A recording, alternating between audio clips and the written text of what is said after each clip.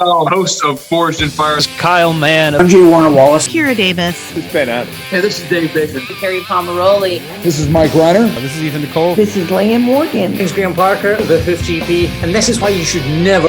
Never. How I got suckered in. I'm so embarrassed that I'm here. You're wasting your time. You got better things to do. Never listen. Those darling, yummy Reverend and the Reprobate. Hey everybody, welcome to the Reverend and the Reprobate, just two best buds hanging out and interviewing people they have no business talking to. My name is Lucas Pinkard. I'm an actual Reverend, and here with me, as always, is the man, the mirth, the legend himself. A man whose mom turned 21 in prison doing life without parole. It's Dan Flip Gibson. What's going on, bud? We're about to interview TC Carson. What? I'm so excited. That's. I thought I made an oopsie for a second. No, that's the like when a kid gets so excited that they just and they can't talk. That is, I almost got the clenched jaw as soon as he came on. So in pre-show he comes on, he says hi, and as soon as that voice hits, you know it, you've heard it. Yeah. And in so many different iconic roles. He was like, "Hey, how are you guys?" And I was like, "Nervous?" Like the most nervous that I've been in 3 years doing this. He was like, well, "How come? What do you think, dude?" Look at your resume, right?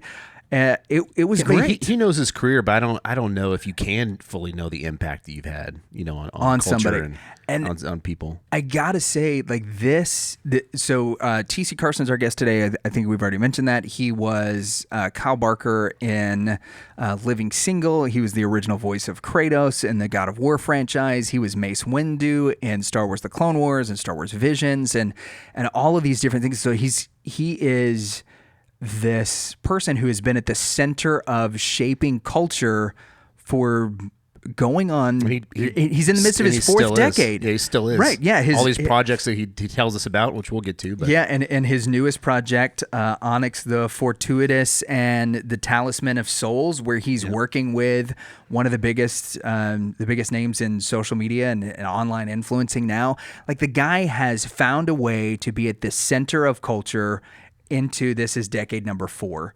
And it's absolutely incredible that he would sit down and talk to, as David Baker called us, a couple of schlebs like us. So it's a great interview. He talks to us about creating the character Kratos, what that was like, and how he channeled some of his own struggles in order to make that character a little bit more real, what it was like trying to find the timbre of Samuel L. Jackson's voice, and how he made Mace Windu his own with the help of Dave Filoni. Yeah, you get to see us all nervous and squeaky up front. Yeah, man, do you ever. As well as what it was like being one of the big culture shapers as Kyle Barker and Living Single, and the impact that the sitcoms of the early 90s Queen Latifah have continued to have on culture today, and whether or not you'd be able to pull off something like that was that honest. And he also gets into us a little bit about some of his new projects, like a late night cooking show with Kyle Barker and friends. Well, I say that he'll probably just be playing himself, but where he talks a little bit about his passion for music, and the name of his band that is on the show is something that you definitely want to make sure that you hang around for, because I think it's likely one of the funniest and most clever pieces of I missed it the first time. Yeah, it's absolutely amazing. So stick around for it. Thank you guys for watching, for checking out the show. Make sure to like, subscribe, ding the little bell so that you can get updates, and click on all the stuff in the show notes so that you can go follow TC and check out some of his projects. Without any further ado, TC Carson. All right, on to these sweet, clean airwaves today, Big Flip. You may know him as the iconic Kyle Barker. He's recently been nominated for an NAACP Image Award. The man who is behind the impossibly deep and glassy vocals of Kratos and Mace Windu. It's the hardest working man in show business. It is truly the dashingly handsome, the man, the myth, the legend himself, TC Carson. What is going on, man? How are you? Hey, man, after that intro, I don't know, brother.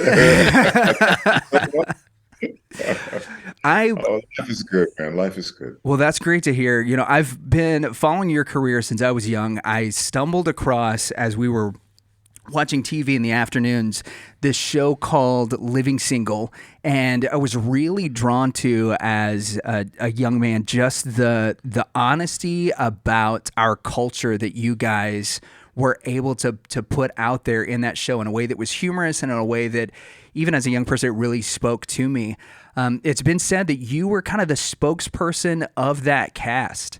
So, like, back in 1993, did you know how instrumental the cast that you were leading was going to be in shaping culture over the next really few decades?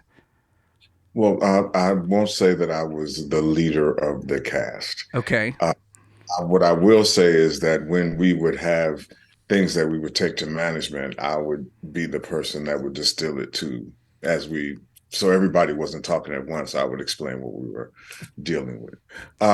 That being said, I don't think any of us knew the magnitude it was going to have, but I think we all knew that it was something that was important, something that was different, something that was new for our culture, for our community. We hadn't seen those people before, and it was I think the natural extension after you had the Cosby Show, then you had Different World, and now you have the people that graduate from college. They're having their own businesses now. So I think that was a built-in audience for us. And with that audience was looking for the next chapter in that growth. And I think we provided that. I would agree. And even as somebody who was not quite on the cusp of going into college, it felt like watching Living Single almost gave us permission to kind of be messy with the way that we grew up and honest about it in a way that maybe we couldn't before. And I just, I can't thank you enough for that role. Now, looking back, so we're 30 years from when Living Single aired. Could a show like that be made in today's environment and still be that honest, do you think? Yes. Yes, I think it could be. It is all about, what the perfect word is, honesty. Right. When you're dealing with subjects in an honest way, there are going to be people that are not going to like it because it's going to rub them in a way where it's just not going to feel good, but it's going to be honest. And I think there are more people that appreciate honesty in art than not. I would much rather see something on screen that I could really relate to my personal experience, even if it's a hard experience for me. Mm-hmm. That's something that would be like, yeah, no, that's not going to happen. So I think it really is about art does imitate life, but life doesn't necessarily imitate art. Your abilities, your talents allow you to traverse a lot of different mediums, whether it's vocal acting, whether it is stage performance with your music. How do you approach those characters differently whenever it is you that is on screen? You were just nominated for an NAACP Image Award because of the work that you did with A Wesley Family Christmas. Like, what is that like being completely on stage? Does it feel like more exposed when it's you as you are versus, doing music where there's other people that are there to support you or playing a character? Talk to us about that process for you. Good question. Well, it's all, when I think about the work, when you think about music versus theater versus film and television versus voiceover work, the root of it is all script. So all of it there's a framework for it. The execution is different. And so I prep differently for theater than I do for film and television. Theater is a much more strenuous activity. So my prep takes a lot more time. Film and television, it really is about knowing what it is so you don't have to think about it. Well, it really is all about knowing what it is so you don't have to think about it. Even voiceover work, even when you have the words in front of you, you still want to be able to not have to, is that an and or, I can't see. So sometimes I'm sitting there trying to read them. Oh. And I can't read, but if I know it, then I don't have to read it. I can just do it, and that's the thing with theater as well. You don't want to be on stage trying to remember lines. You want to be on stage in the moment of what the moment is. In film and television, it's a little bit of both. You want to be in the moment, but you also know that way back in your mind, you know that if you f it up, you can do it over. Right. You can have infinite know? attempts. Yeah. Yeah, you can, and that depends on the director as well, because some directors, they, one and done, let's go. Yeah, we got the shot. I'm sorry, your performance wasn't what you wanted, but we got the shot. Let's move on. So it pays to be prepared whenever you do what you do. I think the moving between disciplines is a character trait of artists that are my age. Okay. Because back in the day, you had to be able to sing, dance, act, and roller skate on the ceiling in order to be considered for a job. So you made yourself do everything, try to do as well as you could in everything. I think I do better in some than others. I know I have more fun in some than others, but I try to do my best in all of them when I can. Well, I that's a great answer, and I think I am most familiar with your work, your vocal work, which I think is fantastic. With Mace Windu, I think I am curious on how you got so close, because it sounds almost at times that it's exactly like Sam Jackson. How do you crack a voice like that? Our timbres are similar. Okay. And because I'm a musician, it's about, can you make the sound? Okay. Can you make the sound? What does it take to make the sound? And where does he place it in order to get the register where he is? And so as a vocalist, to be able to manipulate the voice and find out, oh, it sits there. And once you figure out where it sits, then it's about cadence. What is his rhythm? How does he, and just copying. Right on, Sam. Well, just copy. What are your? I'm curious. What are your favorite lines from Sam Jackson? Are there any that you went, okay, these are the 10 I'm going to just hit over and over and over and figure it out, or is it just comprehensive? Would you like me to be real honest right now? Yeah. Yes, please. I don't remember none of that. That's great. That's amazing. I mean, there's so much information that has to come in.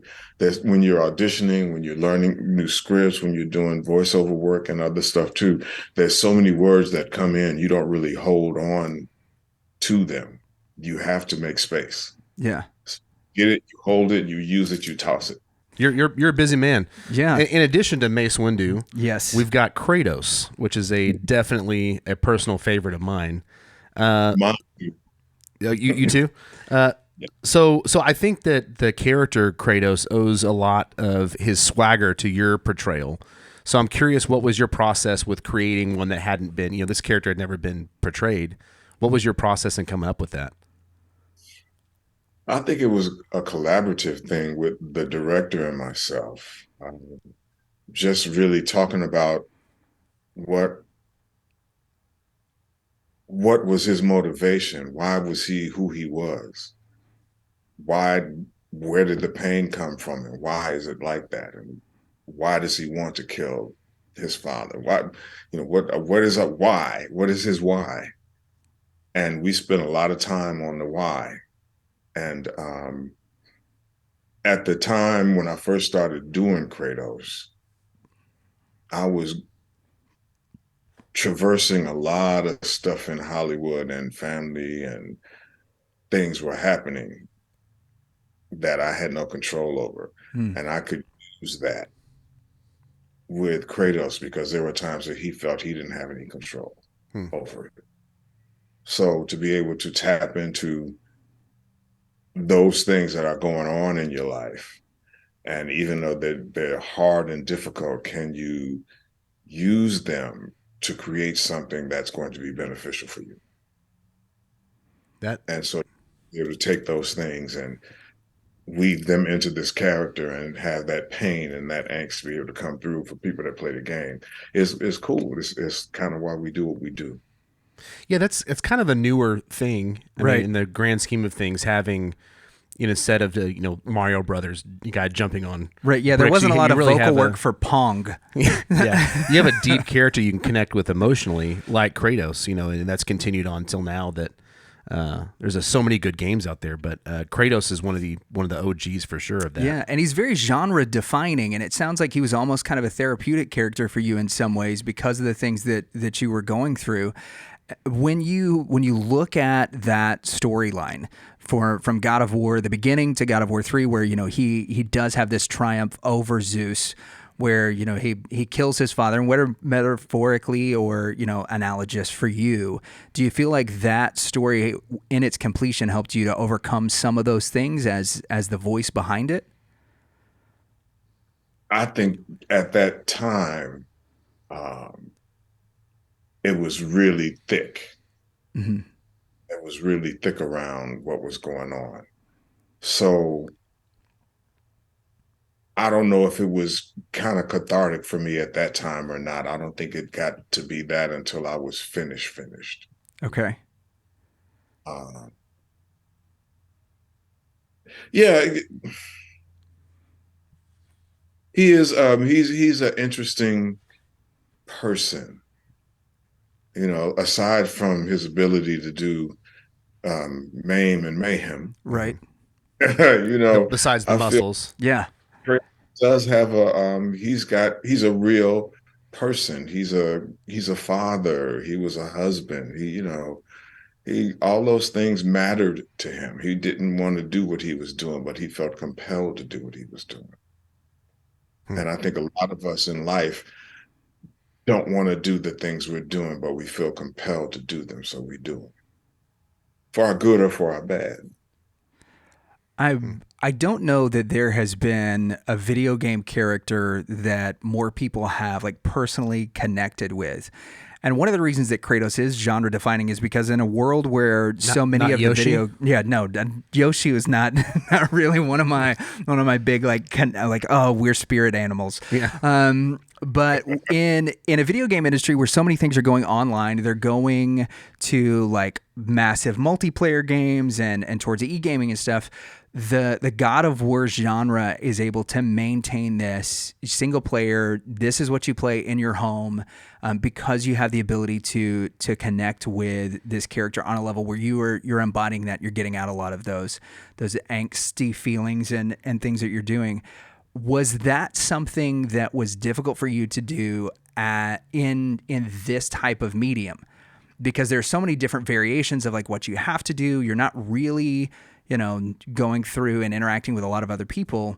It's you are creating something that really up until this point hadn't really been done before. It's actually easier. Really? Okay. But think about it.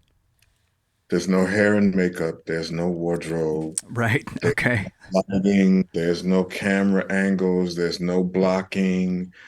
All there is the words.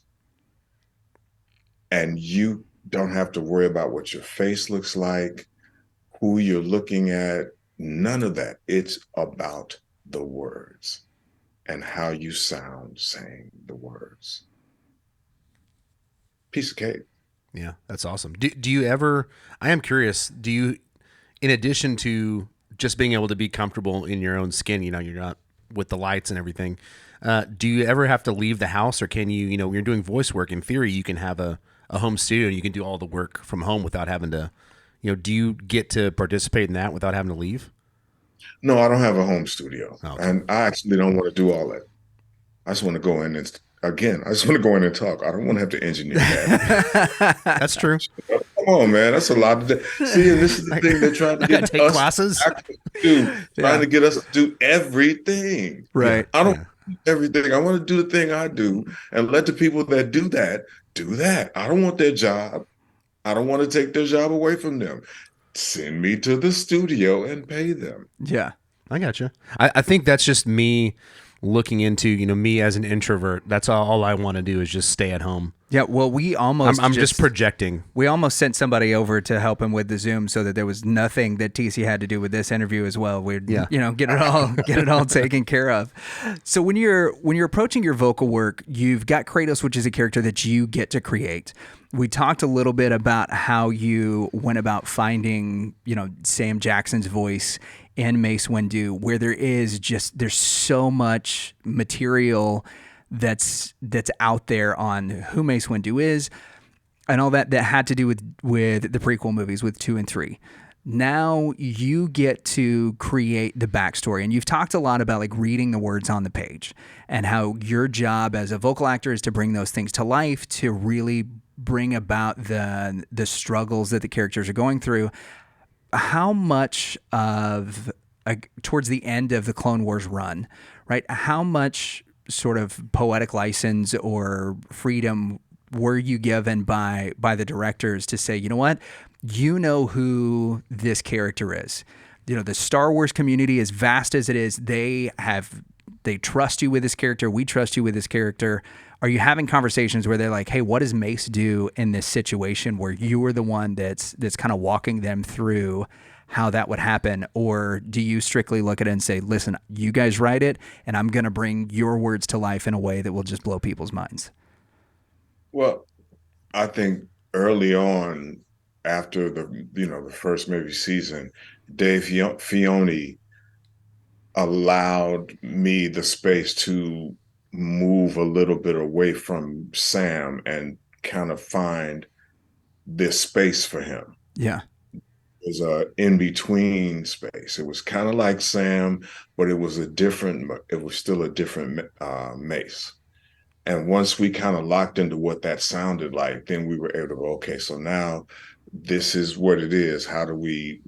What's his journey? Where is he at? And they always would have some kind of roadmap for you, because sometimes we do things that are very disjointed. So you need to understand what the scene is and what's going on before and after, because you don't get the opportunity to do it with somebody. Sometimes you have to do it your pieces. Right. And so in order to understand what that is, you have the conversation. He tells you about what they've already shot. Sometimes they show you camera work, so you can actually see the scene and you'll know what's happening.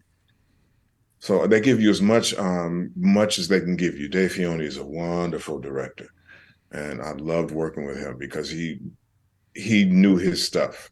He knew the Star Wars. He knows the Star Wars universe inside and out. Yeah. If you had any questions, he would be able to answer them. Has he ever seen a real lightsaber? Now, why would you ask me? I assume that he has access to. Yeah. I don't know. You know what? Knowing Dave, he probably does. Yeah, he for sure has one. Yeah. It's probably purple too. Yeah, I want to get on to some of the newer things that you've got going on. But before we hop in there, we're both, Danley and I met because we're musicians. So I'm a bass player. I grew up playing R&B stuff.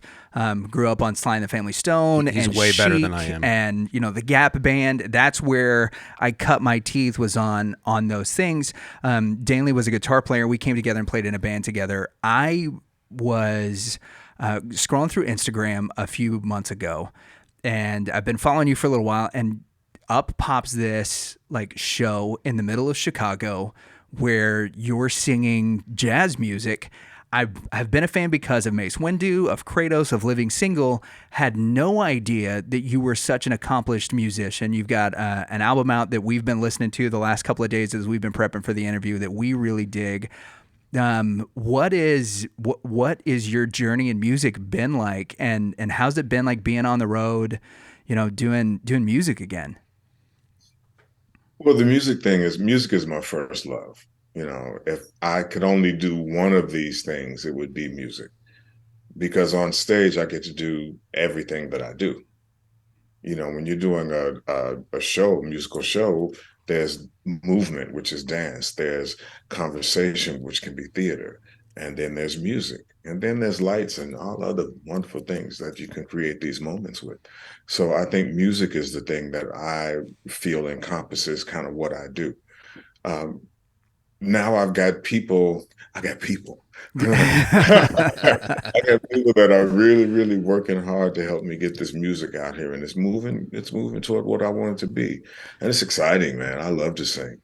I think it's the only thing that I do that I feel I have complete autonomy and complete control over.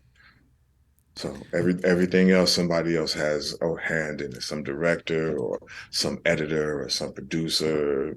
They all can do whatever they want to do with it after you finish it.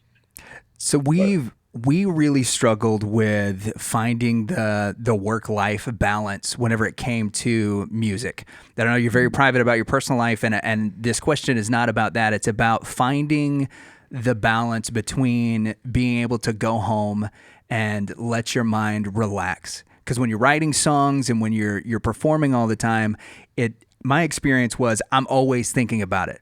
There's never a time when my mind shuts off. 3 a.m., I'm still trying to figure out, like, where is that note? What's this one thing that I'm missing in this tune? How do you find the balance between, the job of doing music, the enjoyment of music whenever it's not work, and being able to shut your brain off so that you can enjoy being around other people while not having the creative process just like nag at you in the back of it and being like at the forefront of your mind? How do you make that work? I think my mindfulness and meditation is training me to be here. Like I could be on this Zoom with you and thinking about, oh, that's right, I got to do so and so and so and so, and I'm here. I got to fire my agent now. Yeah, because he booked me for this podcast. Yeah, because this is all you really get. Yeah. These moments, whatever today is, all you really get, because it's not promised. Tomorrow is not promised. So we can think about tomorrow. And I heard today is the yesterday you were worried about. So why worry about it? And you got through the day, right? Yeah. So far. Man, it's about, can you be present? And if you're present, then you're not thinking about those other things. You're where you're supposed to be, which is right here. That's definitely a lesson I need to learn. I'm constantly looking forward to, I got to do this thing on Saturday. Just getting through to Saturday. Yeah. But that's very helpful advice. Well, you've got a question.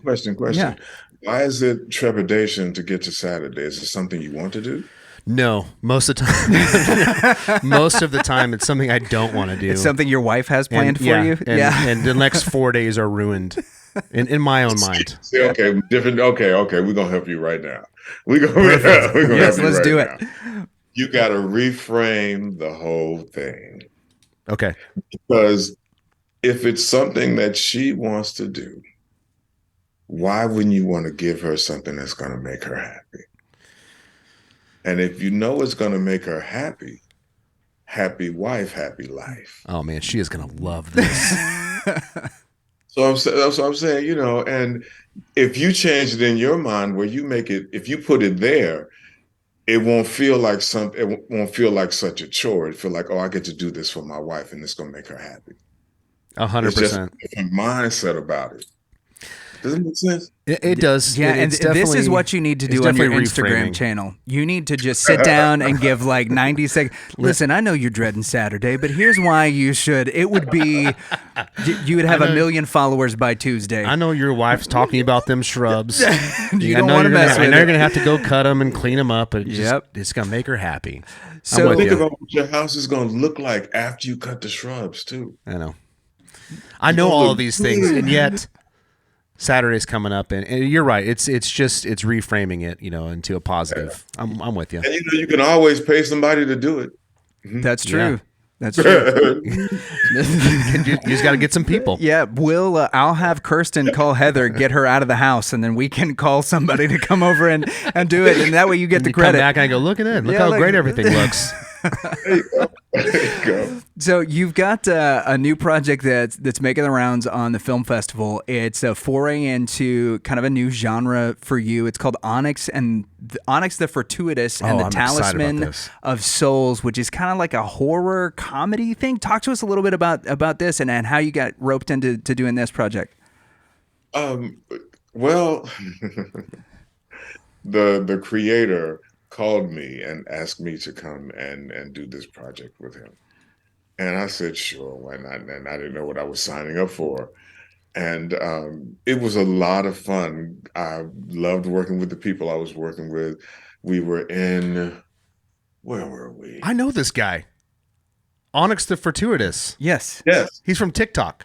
yes, Yeah. Yeah. yes. Yeah. Okay. Yeah, he's awesome. But yeah, I'm sorry. Go ahead. I just had a realization. It's okay. It's okay. It's okay. I'm blanking right now on names, and he's gonna really get me for that. It's okay though. We'll put it in the show notes. Thank you. Thank Yeah, you. you're welcome. But he's a great. He had a lot of fun. It was really interesting watching him switch from acting in it, being the lead, to director, and how he could flip it on and off like that. It was amazing to me. I don't know if I could do that. I don't know if I could direct a film I was starring in. Where he has this wacky character, but then he switches to a actual real life person. Just like that. And Yeah. and we're ready. Okay, click, back over. I don't know. That's him. That's him. Yeah. That is him. I cannot wait for this. That's so great. But So- you get a little backstory on him too, why he says those things. And I get to turn into a demon and all kind of weird stuff. It's cool. That's awesome. That's awesome. So how has it been? How's it been received at the film festival so far?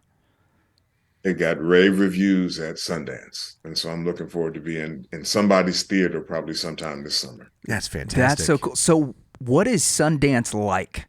Because we've heard just amazing things about it. We've got some friends who have gone to Sundance to shop their films. Did you go and what was it like for you this time? I didn't go for this movie. I went for a movie way back in the day called Relax, It's Just Sex with Jennifer Tilly. Okay. And that was an interesting, cold as hell. And that was the only thing that got me, just trying to get to the different venues. Right. And it's freezing and it's snow. But network opportunities are great. Even if your film doesn't do well, you're in the room with all these people where, you can talk and chat them up and get the numbers and hopefully have some meetings that'll help you, get to where you want to be. So I think it's a great networking event and you see some good movies. Yeah. So you've got an amazing new movie that's making, the rounds. You're doing something a little bit different. When we were off air, we asked you, hey, what are the projects that you're really passionate about right now? What are the things you want to promote? And you told us about a late night cooking talk show, which I think for both of us is up our alley. And both of us do the majority of the cooking in our household. Yeah, I like cooking. Right? So this is right up our alley. I want to know more about this and what the idea is and what it's going to be called. And I love late night. You're in bed by 8 o'clock. Yeah. He's going to watch your late night cooking talk show at 100%. 6 a.m. Well, the idea of the show came out of watching my community get decimated during COVID. Mm. And then driving around and looking at what's in our community to eat. We're opening up a new jazz spot in Atlanta, and within a 2-block radius, there are 5 fried chicken places. 2 blocks. This is what comes to our neighborhood. So I talked to people and asked, well, what's the problem? They said, well, we don't have time. It's easy. I don't want to, I don't want to buy it. I don't want to do that. I said, okay, fine. But when you think about going to get fast food, when you leave your house, it's a good 10, 15 minutes to get there, right? Mm-hmm. You take another 10, 15 minutes to get your food, sometimes longer. And then you come back home, that's another 15, that's 45 minutes, and you haven't eaten yet. You can make food in that time. Yeah. Especially if you got an air fryer. You can make good food in that time. So it is really about how do I get a group of people to see that that's not good for you. But if you buy these things, you can make quick meals that'll be more healthy for your family. It'll help you lose weight. It'll help with your diabetes. It'll help with all of this stuff that it can help with. And you can get out of this fast food thing. So how do you get them to watch that?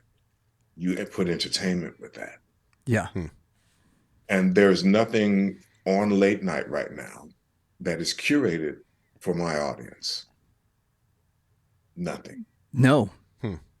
And so my show, I want to curate for my audience, and not just with actors and athletes, but people who are inventing things, people who are moving and shaking in the school systems, people who are doing things politically that are helping the community, architects who are in urban planning areas so we can understand what's going on, financial advisors, people that we can have conversations over a meal. We can sit and we can talk, we can make this food. I have my own band. I have a band, an all-female band called Daddy's Mommies. That's awesome. Is it all female? Yeah, he says all female band. Yeah, I missed that part. Yeah. Yeah, we'll have great guests because I know so many people. So just have people come through and hang out. It's more like a cocktail party with food and people. That's cool. So really, to let people in, to be able to have the camera go to different types of conversations. So I think it's going to be a great show, and I hope I didn't tell you too much because I talk too much sometimes. Well, I will tell you this: whether you told us too much or not, we'll make sure to promote it, and I'm definitely going to be tuning in because this is the same kind of argument that I had when I was a personal trainer. Is people would fight me because they're like, well, I don't want to buy. For instance, we did a lot of for people that were struggling with diabetes, we did a lot of bison to start them out on because it's a great lean meat. And they'd be like, well, I don't want to pay this much for that. I'd rather just go wherever. I'm like, you're going to pay $10 for a Big Mac and fries instead of paying $4 for a pound of bison, which is going to give you 3 different meals out of it. So not only is it better for you, it's, you learn a skill by learning to cook in your home that can be passed down. And nowadays everything is more expensive, especially fast food. Yeah. And it's even more of a reason to cook at home. Yeah. Your bottom line is that it's healthier, it's easier, and it's, the bottom line is it's cheaper for you. It helps in every aspect of your life, except for when you want to go, I need to go down the highway, or we're on our way on like a 3-hour trip. Yeah, pull off, go to McDonald's every once in a while, or wherever. Yeah, exactly. That's what a thermos, and that's what. Hey, you need some soup, some brown rice, you need some eggs, you need some spinach and bell pepper in that thermos, and you will be good to go because that is a power meal right there, and you can just scoop it out of your thermos with a spoon. Like, go watch a Stan Efferding video. I don't think he's gonna be making thermos soup on his show. Probably not. Probably not. There are actually 2 other projects that we're working on that I didn't tell you about. They just clicked in my mind. Beautiful. There's one called On the Record, where it is going to be a unscripted show where we're going to different record stores all across the country and talk about why record stores are still important, because there's a resurgence in vinyl right now. So yeah, there is. Radio DJs and club DJs about why vinyl is still important, and having different people, record executives and stars on. So I think that's going to be a great show. And then the other one is called Black First, where we're going to be highlighting all these things that African Americans have done and that we don't know about. Yeah. It's going to be, looks like BET is looking at that one. So how do you find the time to do all of this stuff? Or do you just do it in seasons? Are you saying, all right, March into the first 2 weeks of April is when we're doing, the late night cooking show. And then from April to May, we're going to the record stores. And then from July on, we're doing, the show that BET's looking at. Or do you have like a Mark Wahlberg schedule where you sleep for 3 hours a night? And yeah, you wake up in the morning and your people just kind of chauffeur you around. Like, how does that work? It's not quite that. It's not quite that. And all these different projects are spearheaded by other people. Okay. So it's not something that I'm actually having to do day to day on. We're talking, we're consulting, we're, making sure that it looks like we both think it should look, but they're making that happen. The things I'm doing are the cooking show and the music. Those are the things that are in my camp that we're controlling. So yeah, it's about scheduling, man, Yeah, that's what we're finding out. It's about scheduling. Like, I'm taking notes on things I learned from TC Carson to apply to the rest of my life today. So I want to know, you mentioned the vinyl stuff. Is that your preferred way to listen to music? Is it on vinyl? That's a good question. Thank you. My short answer is yes, but I don't have a turntable set up right now. So I have been forced to do digital music right now. And there is something so detached about it for me. When you put a record on, you know that the person who created that record, they created that set. And you listen to that set. Yep. Created. And if they did it right, it takes you on a journey. Everything is so peace now. You get a piece, you get a piece, you get a piece. And sometimes the pieces don't work together. They're just pieces. So why would you buy the album? Would you say that digital music is to music as fast food is to food? Oh, no, I'm not going to say that. he's like, still putting out digital music. I'm not a dummy. I'm not going to say I would never say that. Yeah. All right, on the record, never say that. Yep. I mean, when we went from records to tape, from tape to CDs, from CDs to MP3. An 8-track was in there somewhere. Yeah, somewhere, yeah. Before tape. Yeah. So, I mean, it's just the evolution of how people are going to consume the music. In a minute, it'll be a little, and then, I can't wait for that. Right there. Yeah. I got to say, that was always my favorite thing about listening back to the albums from the 50s, 60s, and 70s is that they did think about the album as a whole versus it wasn't just about like, hey, this is going to be the single. And then depending on which copy of the record you got, you might have the 15-minute version of Flashlight. And when you listen to it, you realize, like, especially as a bass player, you're listening to it, you're like, okay, like this is the bass line that everybody knows, but he has not played it the same way twice for the last like 4 minutes. Like they're recording and they're having fun. They're enjoying it. They're really getting into the music, and it does take you on a journey. And there's like, now if you did that, the record label will be like, nope, that is over 3 minutes. Like you need to follow our Nickelback formula in order that this record will go platinum. And that's not to throw shade at Nickelback, because they're successful and they started out as studio musicians. And they have killer guitar riffs. It's a lot different than what it used to be. And I think part of the resurgence in vinyl has to do with what you're talking about, is that you want to be taken on a journey. You want to go through the story. So with your albums and your music, what journey are you trying to take people on? What do you want to communicate to people who listen to your music?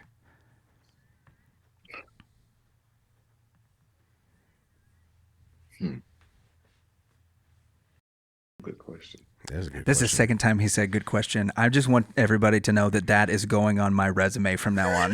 TC Carson told me good question twice.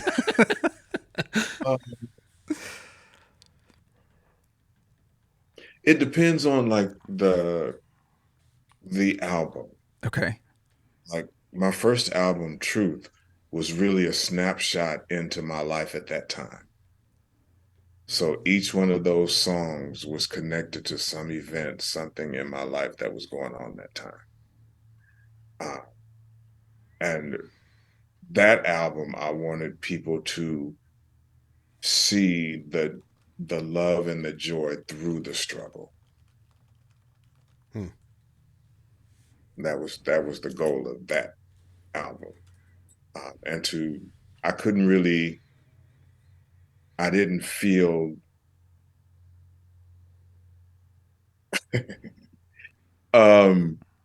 I didn't feel that I could actually talk about my life at the time. Okay. There was nobody to talk to. I hadn't started seeing a therapist or anything like that. So I was using my art to basically work through things. Was using it with Kratos, with the music, to be able to work through the stuff that was going on at the time. And I think Truth is the antithesis of what that time period was for me. TC Carson Live in Beverly Hills was really about, I'm still here. Still here, and I'm not going to leave. I'm not going to acquiesce and do something that's not true to who I am and not true to, my music and how I want to be as an artist. I'm going to be me. Well, that's fantastic. We love your work. We love you. Yeah, it's been we really appreciate you coming on the show, and we made sure to run this by Dr. Burke, and I know he's sitting by that we end all of our interviews. With a fly swatter to he's swat ready. me bad questions. You know what it is? It's the thing about a guy like Dr. Burke is that he's there in order to make sure that we stay in line, because he previewed our show and our questions. And that's really what we need more than anything, is knowing that there is an authority figure that'll go, no. Yeah. So we appreciate you you coming on the show. Well, we end all of our interviews with a segment that we call Controlled Rowdiness. It's just a series of a few rapid fire questions, which you can answer with as long or as short an answer as you want. There are no right answers, but there are several wrong ones, so make sure not to step on any of those landmines. And to get us going, I'm going to send it over to General Grease. All right. Well, TC, we have carefully crafted this first question, which is, we know that you can't answer, but does Kratos think that Mace Windu is still alive? Does Kratos care? Does he care about Mace Windu? He probably does. All right, yeah, that is I think that's the best way to get around that. Masterfully I'm so done. happy with that answer. Yes, absolutely. So the aliens have landed. They've grabbed you and they said, "Hey, TC, the entirety of the human race depends." They go straight to you. They and go say, straight "Hey, to TC, you. The entirety of the human race depends on this. Can you tell us a story so good in 60 seconds that will determine we're not going to destroy the Earth?" And your time starts now.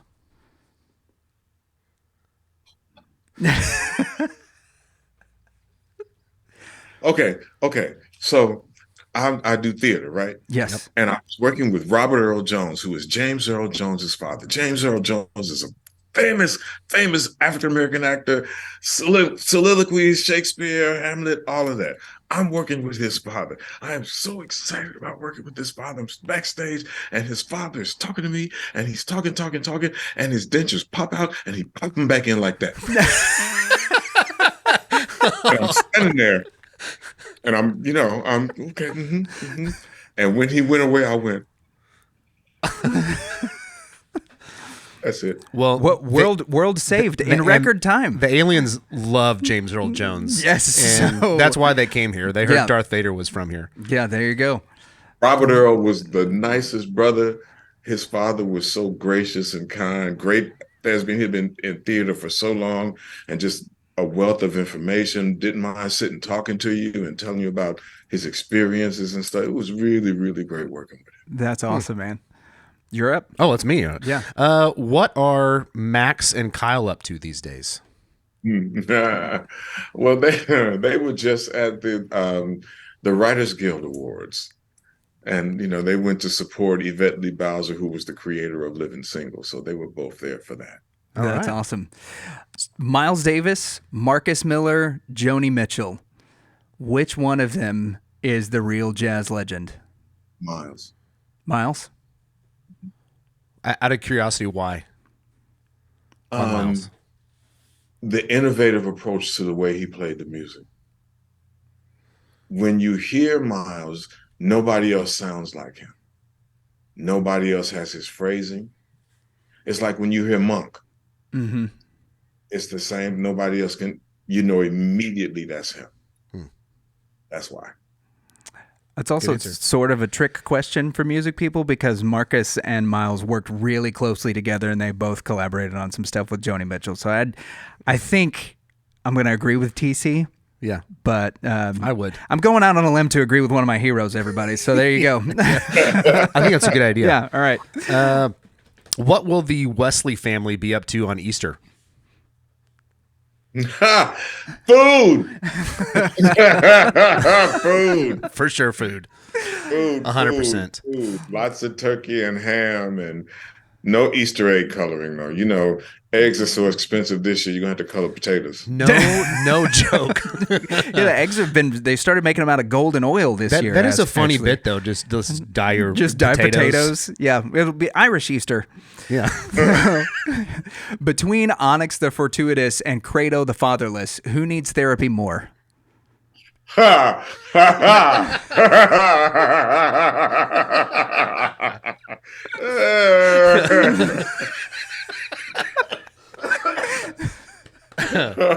Yes. Oh wow. Um, I'm gonna take the fifth on that one. All right, man. The TC, we can't thank you enough for all the time that you've given us. Tell our audience where it is they can follow you on social media and check out some of the new stuff that you've got going on. So my Instagram is official TC Carson. I believe that the Twitter and the Facebook are also going to be official TC Carson if there aren't already. If you put in TC Carson, you can find me. Right, and we'll have links to all of that stuff in the show notes. TC, thank you so much for the time, man. It's been an absolute pleasure. Thank you as well. You guys have a great night. Thank you. You too. TC freaking Carson. Yep. That Legend. is, dude, that's the most Musician. nervous I've been in an interview Chef. since the David Baker and Actor. Stephen Mansfield. Like that back to back. I could tell. Man, and I'm sure people that like know our stuff do, but they'll be able to tell also because like we scripted questions out for this. We got there was more- a process in order to get. We definitely him got more on. in our heads in this one. Oh, for sure. In fact, if I'm being honest, I might even say I phoned in a few of these previous.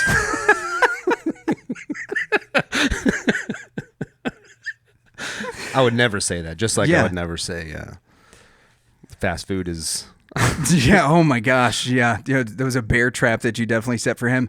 I don't know what more there is that we can say about him other than thanks for coming on. Funnest interview ever. Oh my! It's up there, Yeah. right? There were points in time. So for those of y'all who don't know, peel back the curtain a little bit. We have a Slack channel that's open where we have the questions that we've prepped for the guest. We've got a Slack channel that is our our curated like controlled rowdiness questions. And we'll type back and forth to each other during the interview. Hey, you want to ask this one, or here's a follow up question that I have for it. Our notes, and I'll just read it. Our notes during one part of this was like, hey, we need to move on to the other questions, and then both of us go, I kind of just want to hear him talk. Yeah, just I let him think we talk. just let him talk, and I'm like, yeah, agreed. Don't rush it, and it was. I'm so glad that we didn't that's interrupt and experience. like try to move. That's experience. Because we did that with Stephen Mansfield. We went did. through 15 questions in 20 seconds. We're like, now what do Yeah, we do? now what do we talk about? But with TC, it was so great, and And he was game for. oh my you know, gosh, yeah, we deep diving into. we got him to laugh. Yeah. That was Yep. that laugh is iconic Yep. in so many different mediums, on stage and film, got him to and laugh. and the Kratos laugh, because that's what I mean. It was that deep, like yeah, like my inner ear is still just like vibrating from the laugh. It was so cool to get to talk to him about his process and the new projects and stuff that he's got going on. I'm probably going to be riding this high for a few weeks. Oh, for sure. And I think I told you more than I probably should have. Well, we'll know because we'll get an email tomorrow when First it off, says, it's hey, an honor. cut this It's out. an honor for you to feel comfortable that he might have said a few to me Yeah, things. yeah, absolutely. And it's an honor for us to have a Jedi Master, the We God did. of War, and Kyle. all on the show, all at the same time. Yep. Yeah, and yeah. So if you guys, And of if- course, the if musician, y'all want to know the about man, what's the gonna chef, the happen, creator, what's gonna happen in the future, brilliant mind. you just need to start TC Carson. just taking notes on what Danley's bragging montage is going to be Oh like. man, it's getting Has added on to Leanne there Morgan for ever called sure. you yummy? Have you talked to a Jedi Knight Master? or master, right? On the Have you council. talked to a Greek god? Like Yep. what? The list is growing and threefold thanks to TC. Thank Thanks you, TC, sir. for checking stuff out. Make sure that you guys check out the show notes, follow him, check out the new stuff that he's got in the works, as well as some of the music and things that he's got from some of his previous albums that are out on Apple Music and Spotify. For the Reverend and the Reprobate, you guys stay hard, keep jamming, and we'll see you. See you on the flipping. Hey, what's happening? What's happening? I'm TC Carson, right? You may know me as Kyle from Living Single, or Kratos from God of War, or maybe even Mace Windu from the Star Wars franchise. And I am here today to ask you a question. Who in the is Reverend and Reprobate. Who is that? What is that?